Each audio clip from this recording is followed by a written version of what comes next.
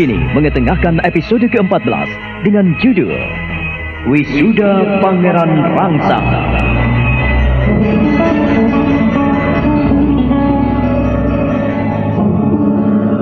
Seiring fajar menyingsing di ufuk timur, maka peperangan pun berkobar. Orang-orang Mataram mengepung dan menyerbu kota Gresik bagai lebah berhamburan dan hinggap di sarang mereka. Adipati Pekik dikepung oleh putra-putra Mataram.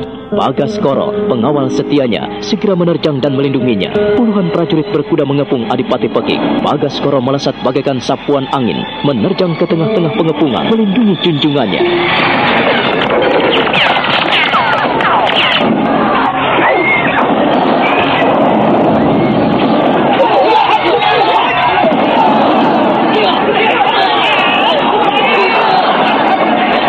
Pangeran, hamba mohon Kanjeng Pangeran segera meninggalkan tempat ini. Selamatkanlah diri Kanjeng Pangeran.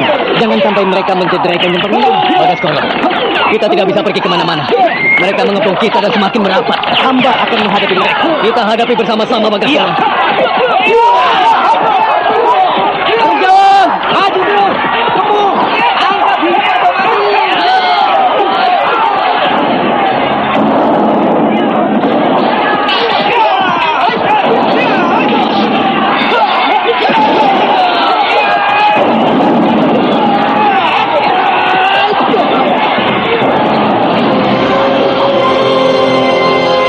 Bagaskoro dengan cepat menyaut tubuh Adipati Pekik dan dalam waktu sekejap mereka pun lenyap dari kepungan orang-orang Mataram. Bagaskoro memanggul tubuh Adipati Pekik. Ia melesat bagaikan kilat. Ia memamerkan kepandaiannya dengan meloncat-loncat dan berjalan di atas pucuk-pucuk pohon.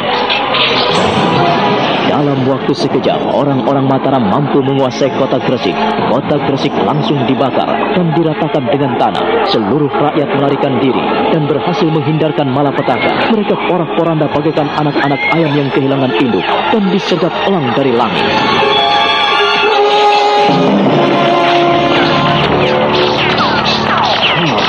Kita telah membereskan kota ini dalam waktu sekejap, Kang Mas Sultan.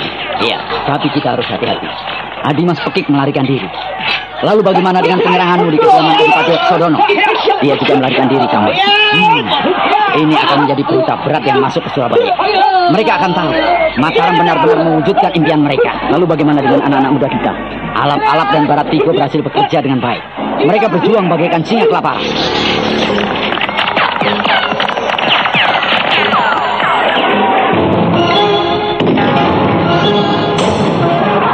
Kita bantu di Tenggara, Kang Mas. Nampaknya di sana membutuhkan bantuan kita.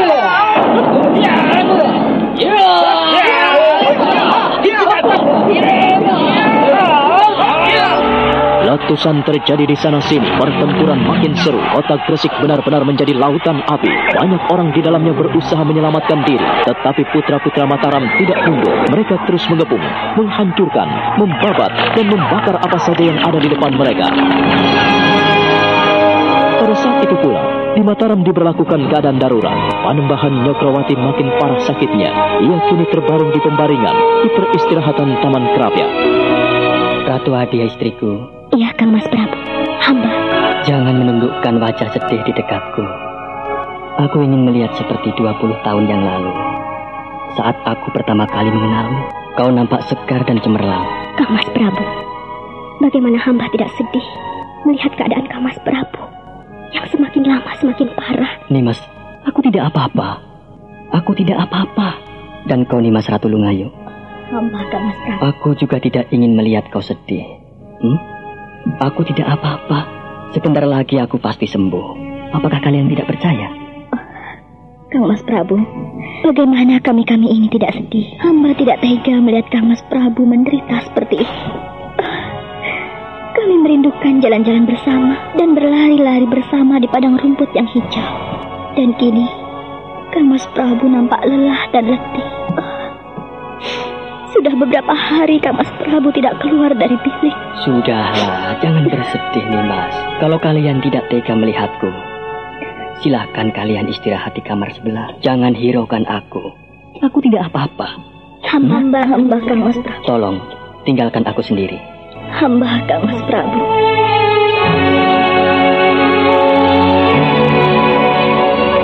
Para istri Sultan meninggalkan ruangannya. Kini ia berbaring seorang diri.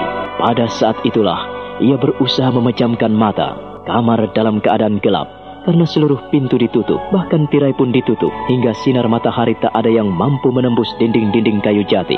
Suasana menjadi hening dan sunyi sekali. Kang Mas. Kang Mas. Oh, permaisuriku. Permaisuriku. Iya, ini aku, Kang Mas. Mengapa kau nampak sedih? Ada apa, Kang Mas? Bagaimana aku tidak sedih, permaisuriku? Pada saat rakyatku menghadapi peperangan, aku tidak bisa terjun di tengah-tengahnya. Bagaimana pula aku tidak sedih? Kang Mas tidak perlu sedih.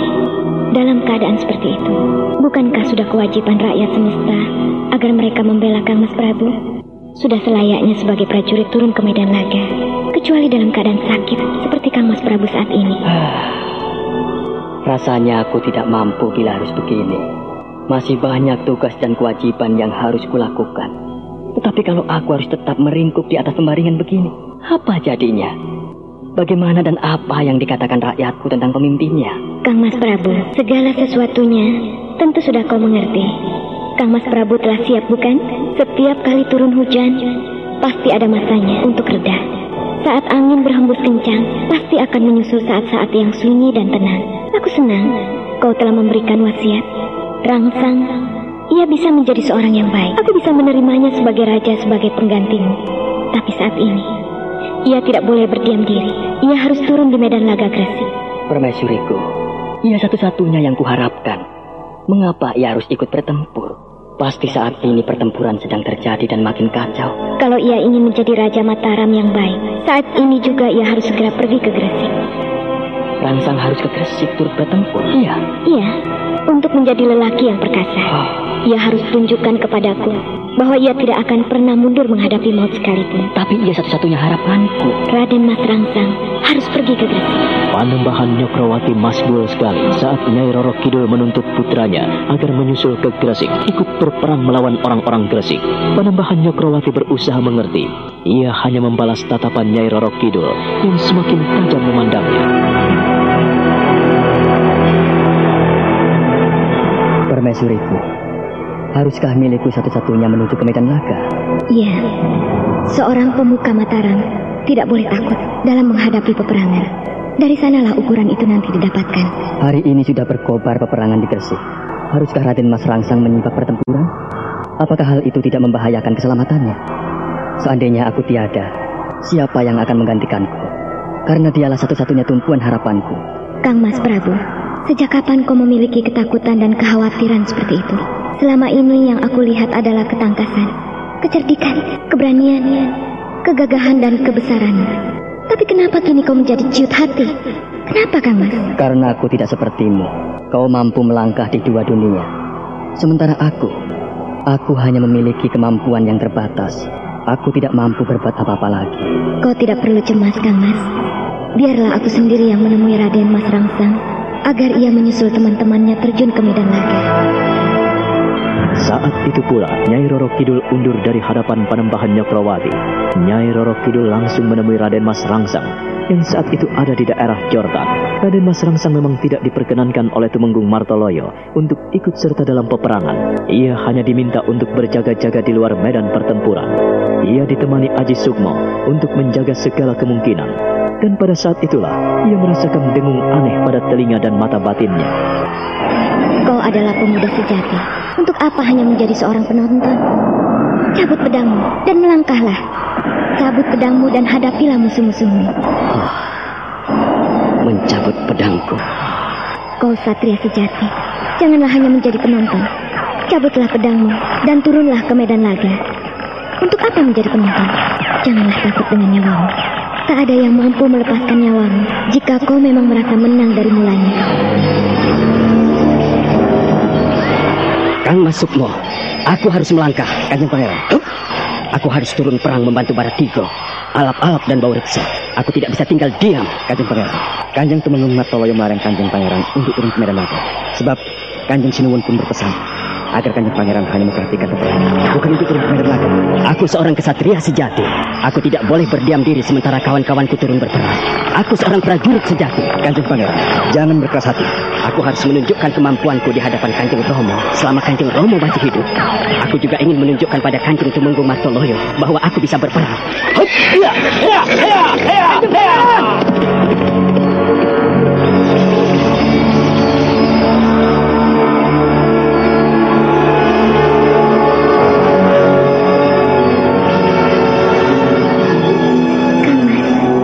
Membayang-bayangi Raden Mas Raksa. Jangan biarkan dia sendirian. Ikutilah dia, karena kau pengawal pribadinya. Kesungguhan. Ya, aku harus memututinya. Jangan terlambat, Kang Mas. Gunakanlah Sampur Jala Sutra sebaik-baiknya. Dan pergunakan Kiai Pedang Kangkang sesuai dengan apa yang kau perlukan. Tekaslah, Kang Mas.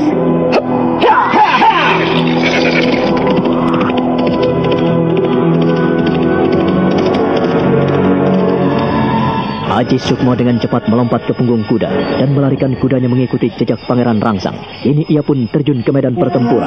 Dengan seksama, ia mengikuti gerak dan langkah-langkah Pangeran Rangsang. Ia terus membayangi pemuda itu dengan pusaka Nyai Sampur Jala Sutra agar apa yang dilakukannya tidak membahayakan keselamatan dirinya. Pertempuran makin seru terjadi antara putra-putra Mataram dan putra-putra Surabaya.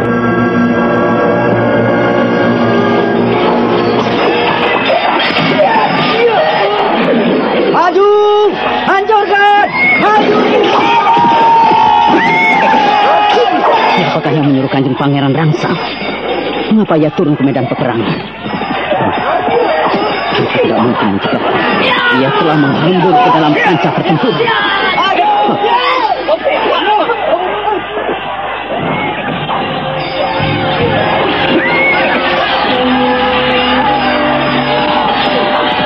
Kita harus pergi semua.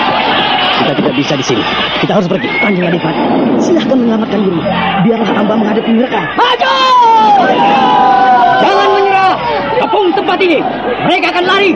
Tangkap apa saja. Hancurkan mereka. Awas! Kanjeng Adipati, cepat lari dari sini. Iya, Sumliap. Kepung! Hancurkan! Hancurkan saja. Kau tak bisa lari dari hadapanku. Aku tidak akan mundur selangkahku.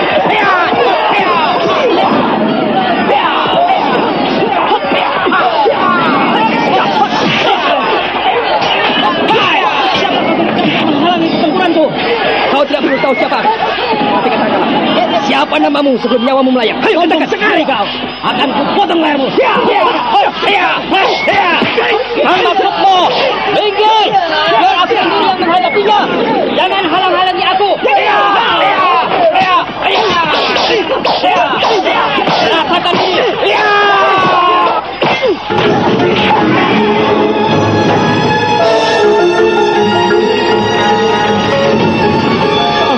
Kau telah melukaiku.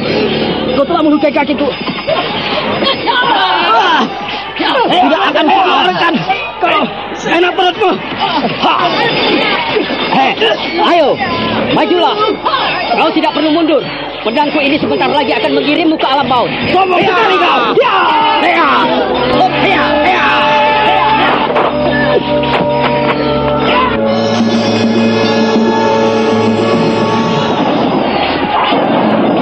Pertempuran terbuka benar-benar mengerikan. Korban berkelimpangan di sana-sini. Mayat bertumpuk-tumpuk. Darah seakan-akan membanjiri kota Gresik. Prajurit-prajurit Mataram maupun prajurit-prajurit Gresik banyak yang menjadi korban pedang. Raden Mas Rangsang makin mengamuk menyerang Sumliap. Prajurit utama Gresik yang senantiasa menyerangnya dengan dahsyat dan mengerikan itu. Aji Sukmo mengerahkan tenaga dalamnya untuk membayang-bayangi dan melindungi junjungannya.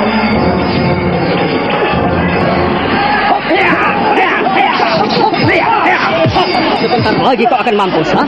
Jangan sombong kau anak muda. Aku akan membunuhmu.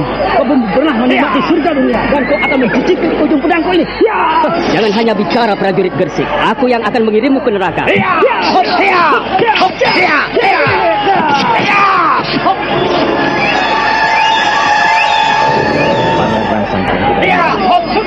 Dia seringkali membuka diri. Kalau aku tidak melindunginya, dia bisa menjadi korban perang ini. Jangan biarkan dia seperti itu. Kamu yang kesempatan untuk membayang-bayanginya. Baik, Mas. Kau jangan khawatir. Aku akan menjadi pelindung setianya. Lihatlah, dia semakin pola, Kang Mas. Inilah, bentengilah. Selesaikan. Hentikan sampai jalan sutra dari sini.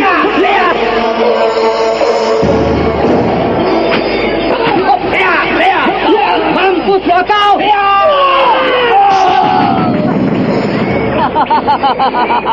Sekarang kedua tanganmu telah putus. Sekarang kau mau apa, prajurit sombong? Bunuhlah aku, puaslah leherku. Jangan kau siksa. Sekarang kau merintih-rintih dan memohon-mohon kepadaku. Di mana mulut besarmu, prajurit? Sejauh itukah kemampuanmu? Maksudnya, jangan biarkan ia punah. Cepat, selesaikan. Iya, aku mengerti. Aku sengaja ingin menguji kemampuannya. Dan sejauh mana hatimu? Tidak, jangan biarkan ia menjadi orang bengis. Cepat selesaikan, Kang Mas.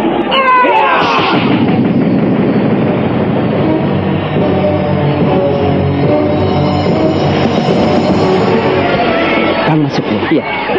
Maafkan hamba jika harus bercampur. Tanya-tanya. Mengapa Kang Masuk mau membunuhnya? Aku ingin tahu sejauh mana kemampuannya bertahan dalam menghadapiku. Kanjeng Pangeran, seorang prajurit sejati tidak akan pernah menyiksa lawannya. Seorang prajurit sejati tidak akan membiarkan musuh-musuhnya menderita. Ia harus menyelesaikan pekerjaannya dengan baik. Tetapi aku ingin mengetahui sejauh mana kemampuan prajurit-prajurit Gersik yang bermulut besar itu. Kanjeng Pangeran, janganlah bersilat kata. Lanjutkanlah. Peperangan ini belum selesai. Tugas yang lain masih menunggu.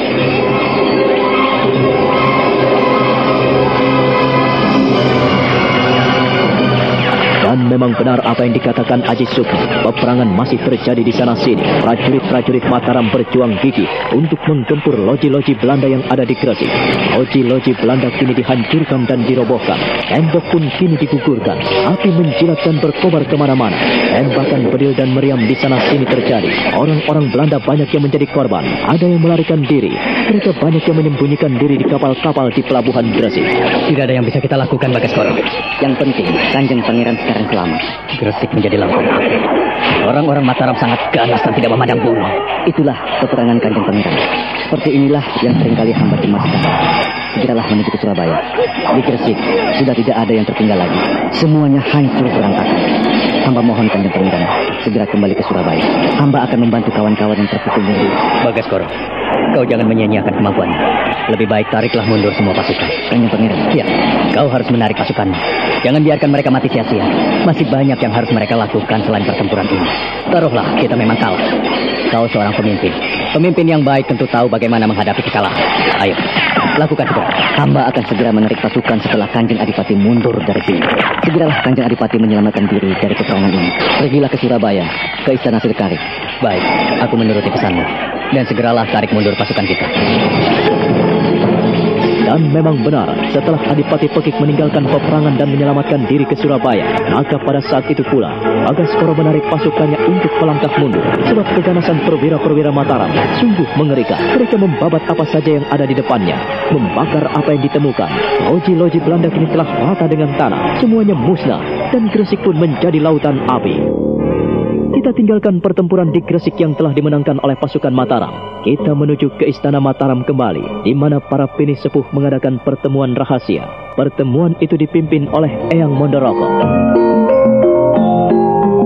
Mas Mangkubumi dan semua yang hadir di tempat ini. Eyang ingin agar kita mengadakan selamatan. Eyang ingin memperhatikan Kanjeng Sinuwun yang semakin buruk keadaannya. Eyang tidak tahu apa yang sebaiknya kita lakukan. Tapi melihat keadaannya, Eyang hanya berharapan kecil sekali. Luka-luka Kanjeng Sinuwun sulit untuk disembuhkan. Kita telah memanggil banyak tabib, namun bekas terutukan kijang itu membuatnya semakin payah. Hamba juga khawatir, Eyang. Sebab ia beberapa hari sudah tidak bisa keluar dari pebaringan.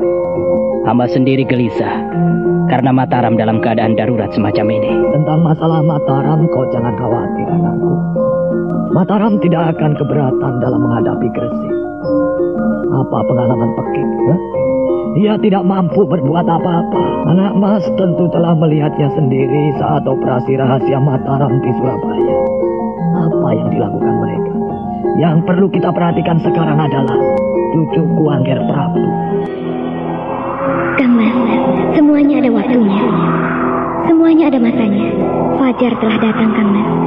Marilah kita berjalan-jalan menapaki alam yang baru. Permaisuriku, ini sudah fajar. Iya, ini telah fajar. Ayolah Kang Mas. Ikut aku. Permaisuriku, kemana? Aku di sini saja. Aku tidak mampu melangkah lebih jauh lagi. Peluklah aku, permaisuriku. Kang Mas, aku akan memelukmu. Permaisuriku, aku merasa nyaman dalam pelukanmu.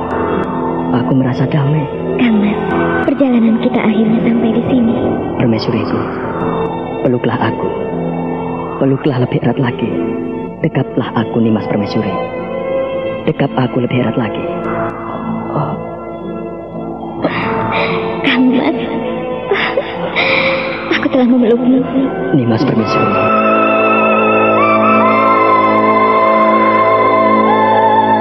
Semua yang menyaksikan Panembahan Nyokrawati tidak sadar apa sebetulnya yang telah dialami pemimpin Mataram itu. Perlahan-lahan kepala Panembahan Nyokrawati nampak lemas dan layu, tergolek di atas bantal. Ratu Longayu dan Ratu Adi pun tak menyadari apa yang dialami oleh suami mereka. Para selir pun hanya bisa memandang dengan mata terbelalak. Pandan Sari dan Wulan sungguh tidak percaya mengetahui apa yang dialami Sultan.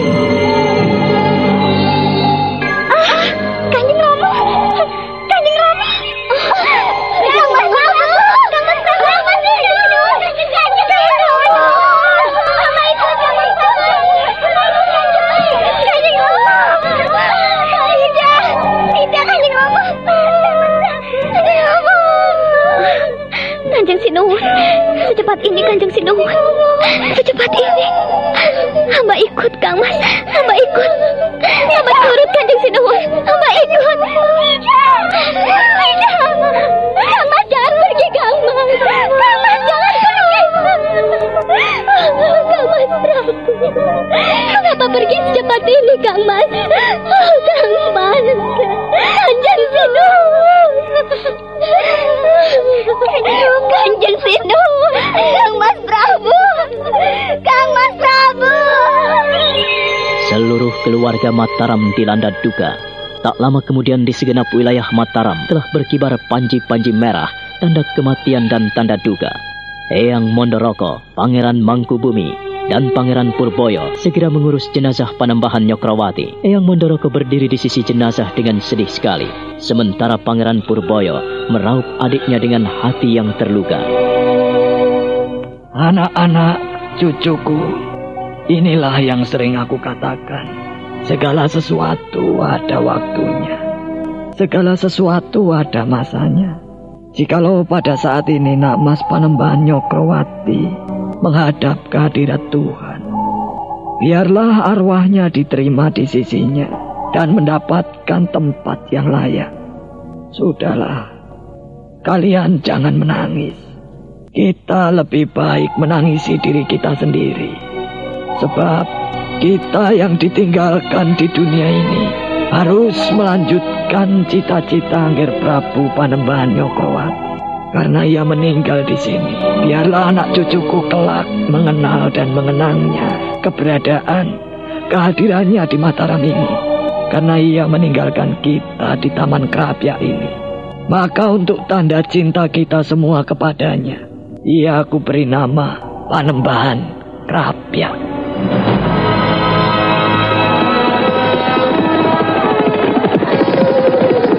Hidup Mataram! Hidup Mataram! Hidup Mataram! Hidup Mataram! Mataram Jaya! Hidup Kanjeng Sinuwun! Hidup Mataram! Berhenti! Berhenti!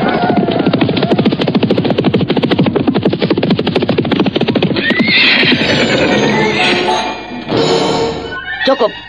Paman Martoloyo, apa-apaan ini? Saudara-saudara, perhatikan.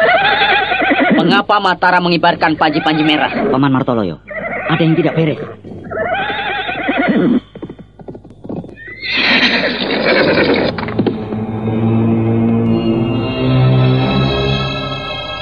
Ampunkan hamba Kanjeng Tumenggung Martoloyo, Kanjeng Tumenggung Surotani, Kanjeng Pangeran Rangsang. Ampunkan hamba. Pada saat ini Kanjeng Sinuwun kembali ke rahmatullah. Innalillahi wa inna ilaihi raji'un. Apa? Kanjeng Romo tiada? Tidak. Ya.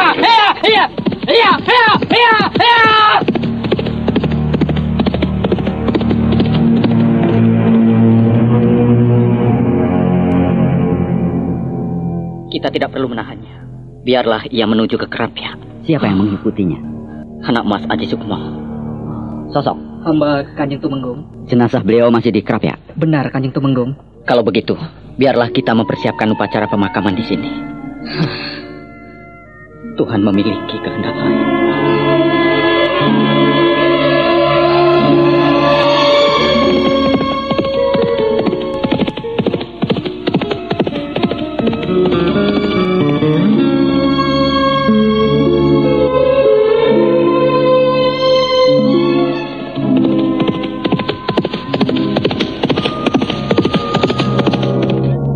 Sembah dan hormat hamba Kanjeng Pangeran Mangkubumi. Maafkan Paman Martoloyo, Paman Surotani, apabila kami tidak menyambut kemenangan prajurit-prajurit Mataram dengan upacara kebesaran. Mataram dalam keadaan duka cita. Ampunkan hamba Kanjeng Pangeran. Hamba baru mendengar berita itu dari Sosok. Sudahlah, apakah seluruh anak buahmu sudah kau beritahu? Hamba Kanjeng Pangeran, baru saja hamba akan memberitahukan berita duka cita ini. Biarlah, aku sendiri yang memberitahukannya kepada mereka. Saudara-saudara, maafkan kami seluruh keluarga Mataram apabila tidak bisa menyambut kemenangan saudara-saudara dari Gersik dengan upacara kebesaran.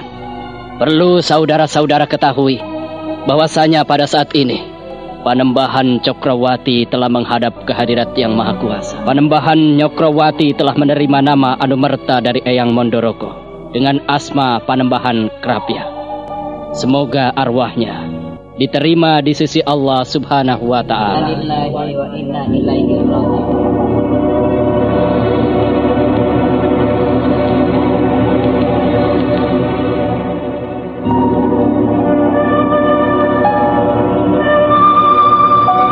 Hari itu juga, Mataram dilanda duka atas wafatnya Panembahan Cokrawati di Krapyak. Beliau dimakamkan di dekat Masjid Kota Gede di sebelah bawah makam ayahnya, yaitu Panembahan Senopati Ingalogo. Setelah upacara pemakaman itu, di Istana Mataram dipersiapkan penggantian tahta. Pada hari itu pula, Pangeran Martopuro yang memiliki sakit jiwa telah dikenakan pakaian kebesaran Sultan Mataram. Eyang Mondoroko dan Pangeran Mangkubumi membimbingnya, lalu mendudukkan Pangeran Martopuro di singgasana kencana. Cucuku Kanjeng Pangeran Martopuro, karena cucuku sudah duduk di dampar kencono ini, maka buyut mohon agar cucu buyut sudi turun dari dampar kencono. Mari silakan buyutku, yang buyut bimbing. Silakan turun dari dampar kencono.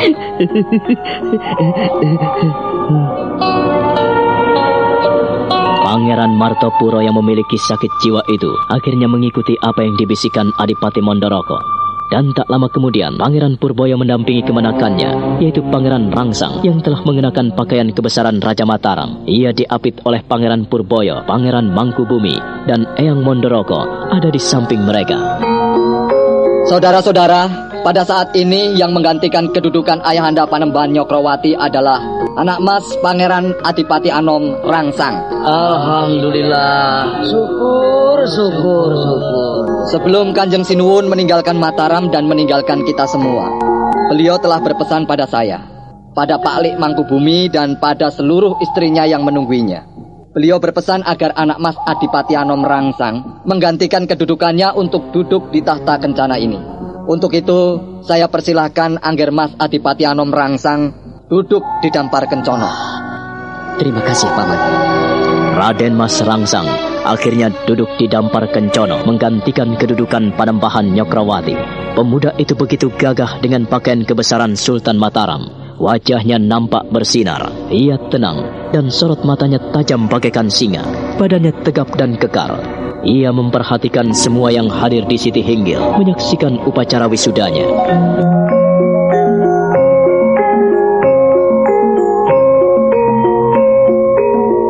Pada hari ini, Pangeran Rangsang telah duduk di dampar kencono menggantikan ayahnya, yaitu Kang Mas Panembahan Nyokrowati yang telah diberikan nama abadi oleh Eyang Mondoroko dengan sebutan Panembahan Krapyak karena beliau meninggal di sana. Kang Mas Panembahan Krapyak menunjuk anak Mas Rangsang agar menjadi pemimpin dan pengayom di Mataram ini. Untuk itu, mulai saat ini pula saudara-saudara harus mematuhi segala perintah-perintahnya. Siapa yang menentang keputusan ini berhadapan dengan aku, Purboyo. Apakah ada yang keberatan di antara kalian semua? Sembah pangabekti. Sembah dan hormat kami Kanjeng Pangeran. Sembah dan hormat kami untuk Kanjeng Sinuwun yang baru. Terima kasih atas kesetiaan saudara-saudara yang telah menerima keputusan ini. Untuk waktu selanjutnya, saya serahkan pada Eyang Mondoroko.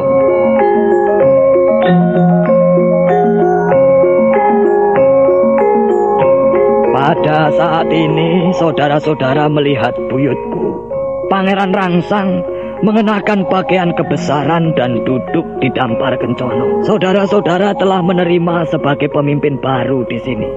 Sebagai rasa hormat saya pribadi dan mewakili seluruh rakyat Mataram, perkenankanlah saya memberikan nama untuk cucu buyutku ini dengan gelar Sultan Agung Senopati Ngalogo Ngaturahman Nyokrokusumo.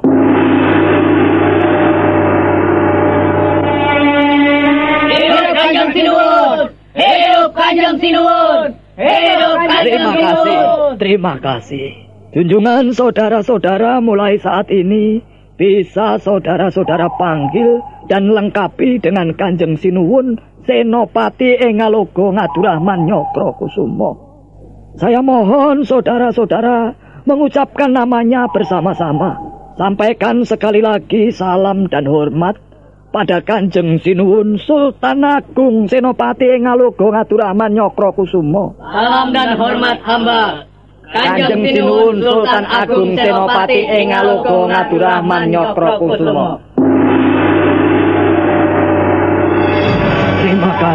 Terima kasih. Anak Mas Kanjeng Sinuwun Sultan Agung Senopati Ngalogo Ngaturahman Nyokrokusumo. Hamba Eyang Buyut.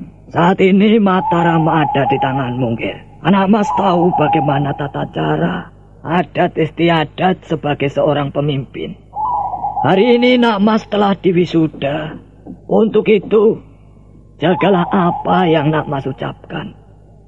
Ucapan seorang raja adalah hukum dan aturan yang berlaku di sini. Biarlah Mataram semakin bersinar karena Anak Mas menjadi pengayom dan menjadi sinar terang di sini. Banyak cita-cita Kanjeng Ramamu yang belum terlaksana. Tolong itu pikirkan dengan baik ya.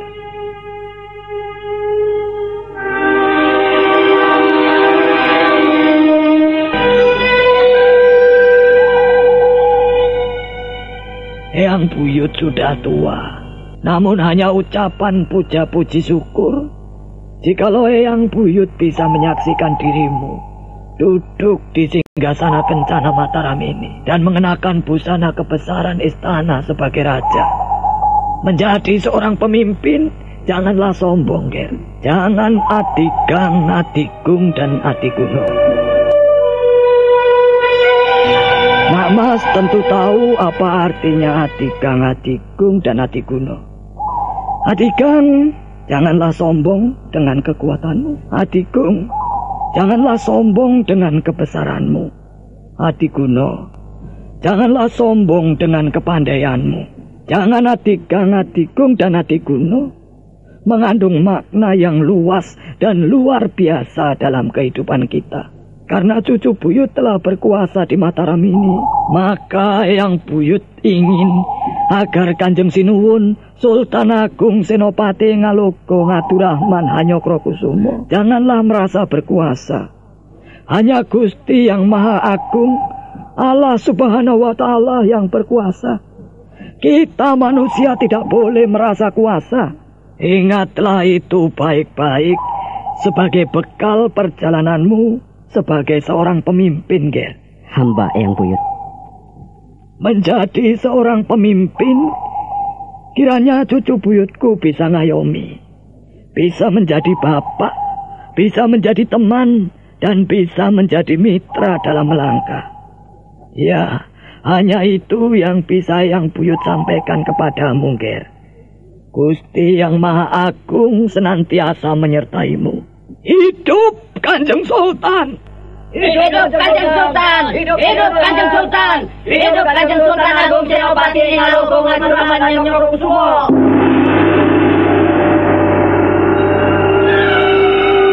Terima kasih, Eyang Buyut Mondoroko. Terima kasih, Eyang Mangkubumi. Terima kasih, Paman Purboyo. Dan terima kasih pada saudara-saudara semuanya yang telah mempercayakan saya sebagai pemimpin di Mataram ini. Saya berjanji untuk mengibarkan panji-panji Mataram. Terus terang, saya bangga sekaligus sedih. Karena setelah peperangan di Gersik baru berakhir, kita kembali dengan bendera merah. Mataram dalam suasana berkabung. Namun tidak ada jeleknya apabila saat ini saya sebagai raja, sebagai pemimpin, dan sebagai wakil Kanjeng Romo untuk menyampaikan penghargaan sebesar-besarnya kepada prajurit-prajurit Mataram dan putra-putra terbaiknya yang telah menjalankan tugasnya dengan baik.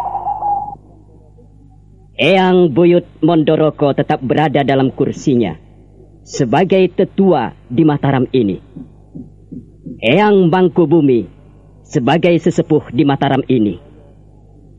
Paman Purboyo saat ini juga kutunjuk sebagai adipati. Dan Paman Tumenggung Martoloyo sebagai panglima besar di Mataram ini. Demikian pula Paman Tumenggung Surotani yang telah berjuang di Gersik mati-matian. Dengan demikian, maka perlu ditunjuk orang-orang baru menggantikan kedudukan Paman Martoloyo dan Paman Surotani sebagai panglima lapangan dan pelaksana dari perintah Paman Martoloyo. Maka saat ini pula kutunjuk Baratigo sebagai Tumenggung. Terima kasih, Kanjeng Sinuwun Sultan Agung Senopati Ingalogo Ngadurahman Nyokrokusumo. Pada hari ini pula kuberi nama padamu Tumenggung Singoranu.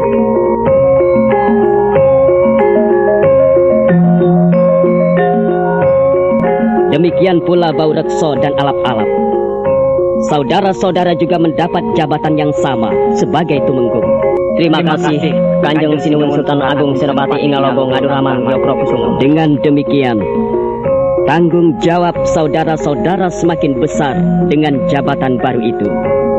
Karena saudara-saudara masih muda, janganlah sombong dan pongah. Ikuti petunjuk yang pernah dilakukan Paman Surotani, Paman Martoloyo, dan seluruh pini sepuh Mataram yang telah meneladani kita sebagai anak-anak muda. Mereka adalah tonggak Mataram. Jikalau ada kewajiban yang belum saudara-saudara pahami, hamba mohon Paman Surotani dan Paman Martoloyo sudi memberikan petunjuk kepada mereka. Hamba Kanjeng Sinuwun Sultan Agung Senopati Ingalogo Ngadurahman Nyokrokusumo. Untuk Kang Mas Aji Sukmo, saya tunjuk sebagai pengawal pribadi saya. Hamba Kanjeng Sinuwun Sultan Agung Senopati Nyokrokusumo. Dan Ajeng Wulan, saya tunjuk menjadi pengawal pribadi saya beserta 50 putri-putri Mataram yang telah terlatih. Hamba Kanjeng Sinuwun Sultan Agung Senopati Ingalogo Ngadurahman Nyokrokusumo. Jadi, mulai hari ini, Mataram telah memiliki 50 prajurit perempuan. Mereka sebagai serikandi-serikandi yang bisa bergerak dengan leluasa membawa panji-panji Mataram. Dalam hal ini, saya secara pribadi maupun mewakili seluruh Mataram mengucapkan banyak terima kasih kepada Den Ajeng Wulan yang telah mendidik mereka. Ia sebagai pelopor perempuan yang banyak memberikan teladan bagi kaumnya. Ampunkan hamba Kanjeng Sinuwun. Kanjeng Sinuwun terlalu berlebihan memuji hamba. Kau selalu merendahkan diri, Den Ajeng. Untuk Paman Warih, saya menyampaikan amanat Kanjeng Romo Panembahan Kerapiak. Perlu saudara-saudara ketahui bahwa Paman Warih mendapat tugas menyusun babat Demak. Dalam hal ini, Paman Warih mendapat nama baru, yaitu Carik Anjang Mas. Terima kasih, Kanjeng Sinuwun Sultan Agung Senopati Ingalogo Ngadurrahman Hanyokro Kusumo. Paman Anjang Mas tidak perlu buru-buru mengerjakan babat Demak. Buatlah dengan seksama agar hasilnya sempurna. Hamba Kanjeng Sinuwun. Untuk hari ini, saya kira pertemuan cukup sampai di sini. Sebab Mataram dalam keadaan duka cita. Untuk mengenang jasa-jasa Kanjeng Romo Panembahan Kerapiak. Untuk itu, 40 hari 40 malam di Mataram ini saya nyatakan sebagai hari berkabung. Sultan Agung Senopati Ingalogo Ngadurrahman Nyokro Kusumo bangkit dari singgasana kencana. Ia memperhatikan seluruh rakyatnya dengan mata yang sangat tajam bagaikan singa. Ia tersenyum lembut, lalu merunduk, sujud, lalu mencium dampar kencana. Setelah itu ia bangkit meratap panjang sebagai ungkapan duka cita untuk memulai perkabungan Mataram. Apa yang dilakukan oleh Kanjeng Sinuwun Sultan Agung Senopati Ingalogo Ngadurrahman Nyokro Kusumo itu segera diikuti oleh seluruh rakyat Mataram yang hadir di Siti Hinggil Mataram. Mereka sujud mencium tangan. Nah, bagaimana kisah selanjutnya? Saudara pendengar, silakan menunggu seri berikutnya dalam serial Wahyu Astabrata ini pada episode ke-15 yang akan datang dengan judul Mempelai Abadi. Sampai jumpa.